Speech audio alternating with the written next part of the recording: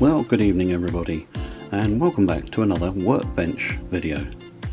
Now, there's been a loco sitting for the last 5 or 6 months, patiently waiting to go through the service, the examination, the A exam as we used to call it on locos.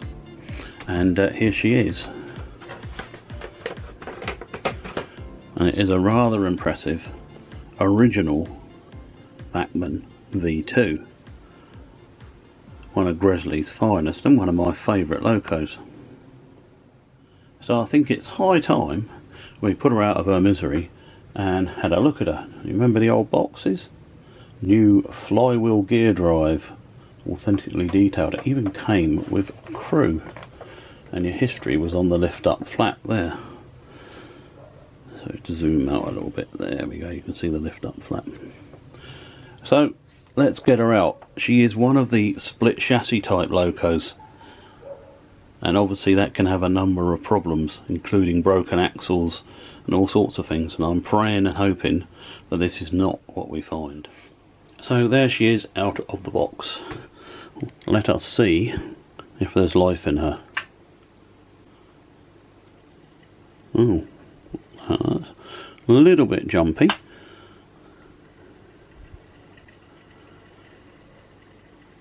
But it doesn't seem to be too much wrong.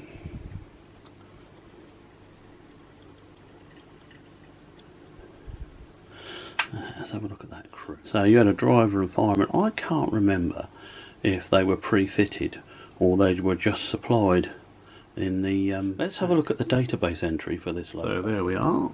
LNER V2 262 steam tender Coldstream arrived, funnily enough, in August 2000, and it's August 2022 at the moment, from Hatton's at £57. She had no service up until March 2018 when she had a full service, and also there you are, it tells me how the body is opened up, a little bit of history. They were introduced in 1936. Built for fast mixed traffic, fish from Scotland to London, and loaned to the Southern in BR days. There we go. So we have her in the faithful service cradle, and according to my database then, it's this screw at the rear that we need to undo, and then the chassis should pivot out on a lug at the front somewhere. I'm going to put the camera down whilst I do it, and we'll let you see what I find. And indeed it was just the one screw, and this is what we have. We have a very bone dry worm, and there's your motor, and indeed split chassis. There's not too much wrong with all this, so I will put a little bit of lubricant the front of the motor there. How I get to the back doesn't look so easy, and I didn't hear any particular problems, so we probably won't bother with it. The main bit that I'm interested in is getting this back plate off and having a look at the state of the axles, because they do sometimes crack, and that would be a lot of work to fix. So anyway, let's do the lubing. So I'm going to go in with Labelle 102, which is the synthetic gear grease, and I'm just going to put a drop at the front of the motor there. Now you can probably see the nylon pivot that goes into the centre of the worm, which just keeps it in place, so that's going to get the same stuff. Now for the worm itself, there can be none better than the Labelle 106, which has a brilliant grease. I see the worm is completely dry, so we can give it a nice little splurge that will get took down into the gear chain.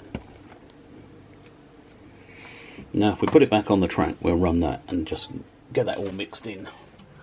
So we're back on the track, we'll just gently let that flick in.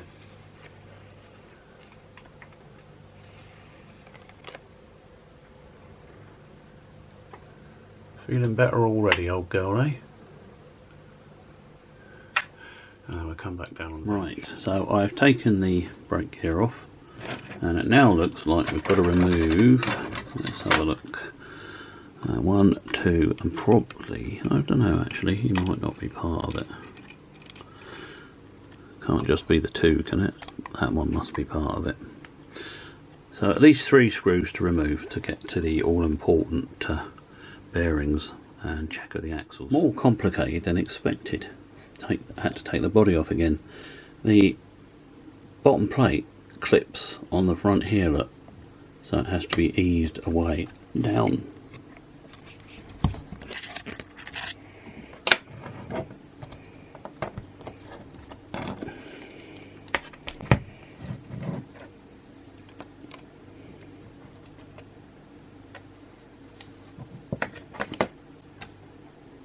Now it comes apart from there's pickups that go to the rear pony, and here we now can see the axles. Just move it so that you can see it a bit better. Bring that light in. What we're looking for is any cracking here, which I don't see. Highly encouraging.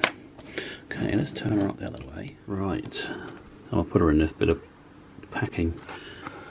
I can't see any problems with the axles, which is really brilliant news, because I didn't want to go down that route. Here's the drive gear, and we're of course going to need some oil in the bearings, but that looks like it might be it. I'm going to crack on and do that. Bearing oil needs to be conductive, so the Bell 108, which is neither conductive nor non-conductive, is the ideal thing. So it won't cause shorts, but it will let current pass in close proximity. Also have a little clean round in there as well by the looks of things. And then we'll put that bottom plate back on. So that is that. Let's try and get the lights right. The only bit you didn't see me do was lubricate the coupling rods and valve gear, which obviously needs to be doing. Wheel clean, all the wheels, and she's all back together. Oh, I just spotted an oil mark on top there.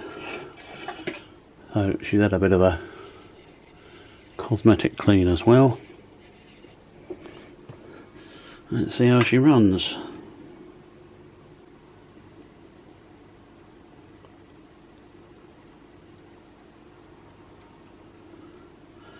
Not too bad, is it?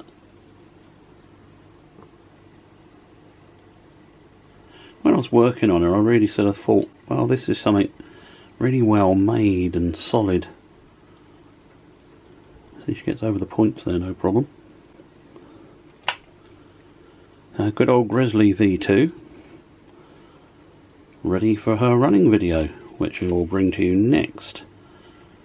And obviously a little bit of class history as well. Truly a mixed traffic loco though. Wonderful machines, always like them. And on loan to the Southern in VR days. There you go. So tune in next time for the Gresley V2 running video.